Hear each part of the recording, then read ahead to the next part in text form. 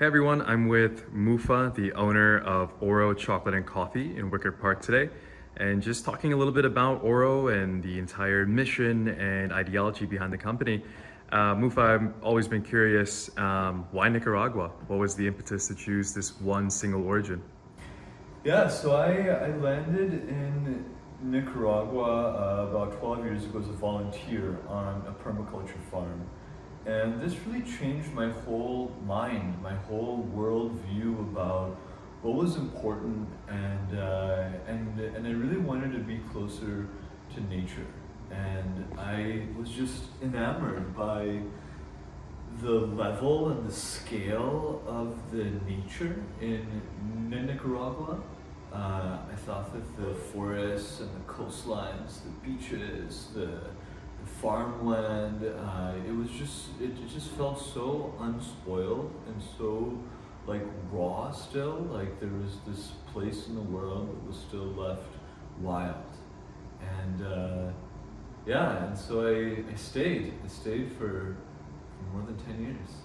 What do you think about the terroir or the quality of the environment there for things like cacao and coffee? Yeah, so the origin of cacao is from this belt between Mexico and Bolivia. And Nicaragua has been proven as one of the origin countries, like one of the heirloom origin countries of cacao. So it is the place where cacao comes from, and this just so happens to also be amazing conditions for coffee, right? So both these crops grow at some elevation. They both like a lot of rain, and they both like fertile soil. And so in Nicaragua we have this amazing volcanic soil all over the place.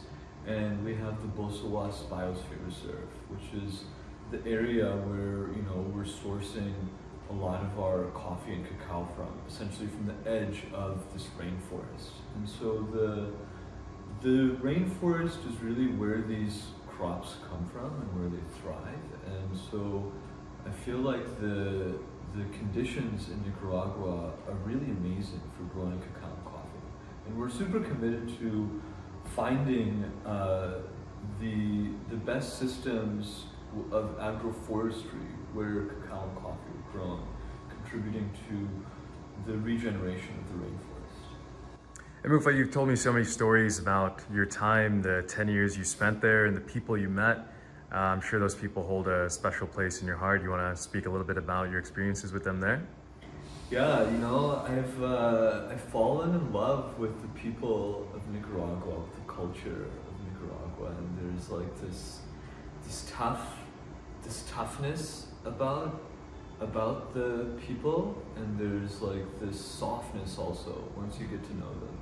And I feel like there's this incredible resiliency, this ability to just move ahead and to keep going, that I really admire. And I feel like I've learned a lot from being there, from spending time,